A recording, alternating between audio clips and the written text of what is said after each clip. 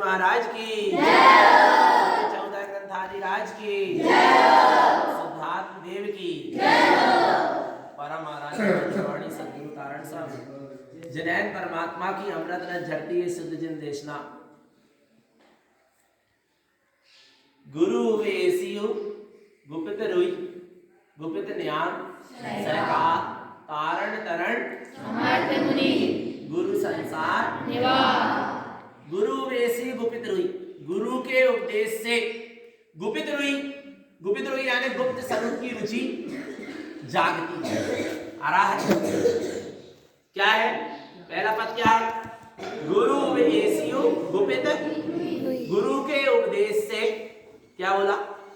गुरु के उपदेश से गुपित रुई, गुपित यानी जिसको आज तक हमने देखा ऐसे, रुई यानी आत्मा की, रुचि यानी रुचि जागृत होती, गुपित यानी अपने गुप्त आत्म स्वरूप की रुचि जागृत होती।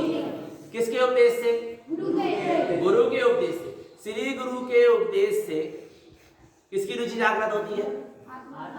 आत्मा की, गुप्त स्वभाव की रुचि जागृत होती है। गुरु वैसे गुपित, गुपित ज्ञान सहकार। गुरु क्या कह रहे हैं उपदेश में कि आत्मा की रुचि जागृत हुई है, अपने आत्म स्वरूप को जानना है तो गुप्त ज्ञान सहकार, तुम अपने गुप्त ज्ञान स्वभाव का सहकार करो। अच्छा, आत्मा दिखती है क्या? और आत्मा का ज्ञान स्वभाव ज्ञान में ही, आत्मा कैसी है? ज्ञान में ही है ना, तो आत्मा ज्ञान दिखाई देती है क्या? नहीं, पर उस गुप्त ज्ञान में ही आत्मा का क्या करो? सहकार करो। गुप्त ज्ञान सहकार, गुप्त ज्ञान स्वरूपी आत्मा का क्या करो? सहकार करो। तारण तरण समर्थ मुनि, तुम जब अपने गुप्त ज्ञान स्वभाव का सहकार करोगे तो तुम स्वयं कौन हो? तारण तरण समर्थ, तारण तरण हो, समर्थमान हो संसार सागर से पार होने के लिए। तुम स्वयं सामर्थ्यमान हो, पर कब हो? जब अपने गुप्त ज्ञान का सहकार करोगे, तब तुम स्वयं तारण तरण हो, स्वयं तिरोगे और दूसरे जीवों को भी तारोगे। पर कब? जब अपने गुप्त ज्ञान का सहकार करोगे।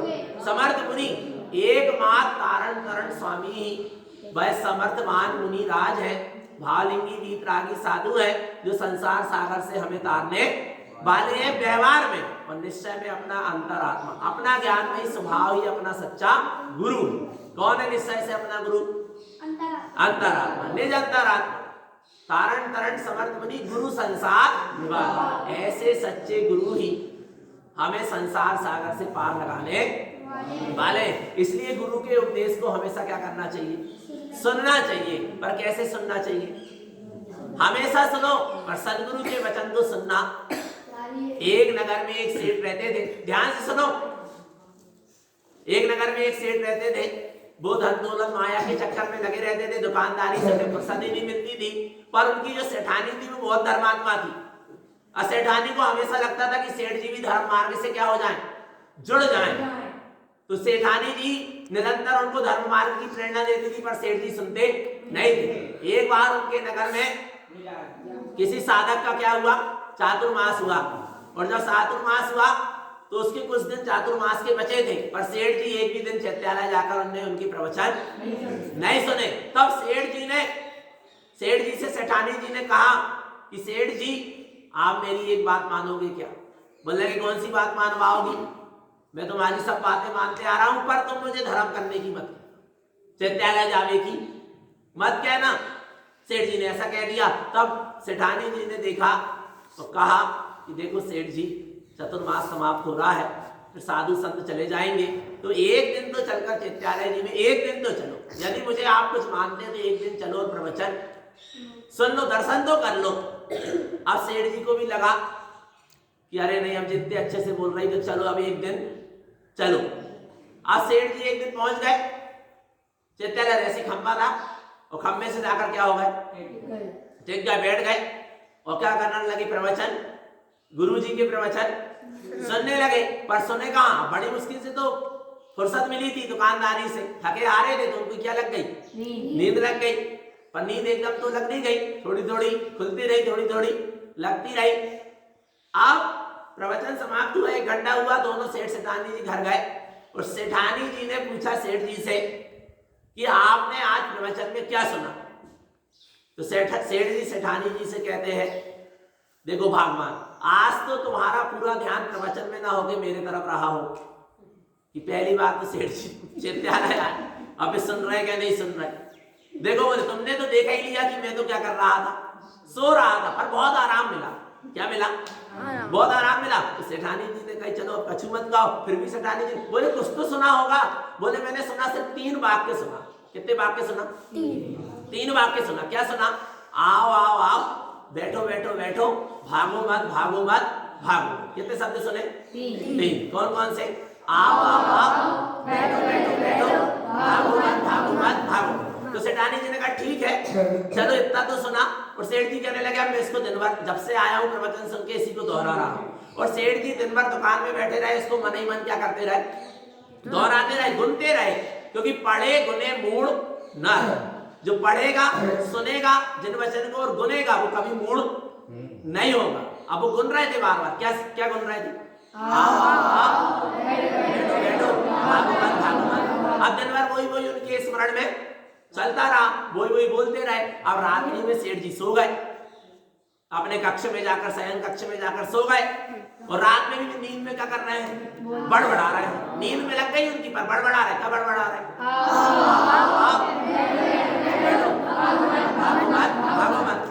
अब देखना उसी समय वहां पर 4 चोर आ गए। उनके कक्ष में कौन आ गए? 4 चोर आए। सेठ जी क्या कह रहे हैं? आओ आओ आओ, फिर आना नहीं। 4 चोर आए तो सेठ जी क्या कह रहे हैं? आओ आओ आओ। तो चोर क्या होगा? रुक गए कि कहीं हमको सेठ जी ने देख तो फिर सेठ जी क्या कह रहे हैं? बैठो बैठो बैठो। फिर मैंने सोचा कि कहीं देख तो नहीं लिया, भागने लगे। तो भी क्या कह रहा है? भागो मत भागो मत भागो। आ रहा है? तब वो चोरों को लगा कि वास्तव में सेठ जी ने हमको देखे। वो कहने लगा सेठ जी हमें क्षमा करो क्षमा करो क्षमा करो। सेठ जी एकदम से उठे, तो नींद में बोल रहे थे, पर एकदम से उन्हें क्या हो गया क्या हो गया? उन्होंने देखा कि 4 लोग कैसे मेरे कक्ष में रात में समझ गए। क्या समझ गए? चोर। हम चोर, जिस चोर है जो मेरी चोरी करने, धन दौलत की चोरी करने आए थे, पर मैं गुरु के वचन को क्या कर रहा था? दोहरा रहा था। क्या? आओ आओ आओ, बैठो बैठो बैठो, भागो मत भागो मत। तो मेरी धन दौलत जो लूटने वाली थी वो क्या हो गई? बच गई। एक दिन प्रवचन सुना और 3 वाक्य सुने सिर्फ, और उनकी क्या हो गई? धन दौलत लुटने से क्या हो गई? बच गई।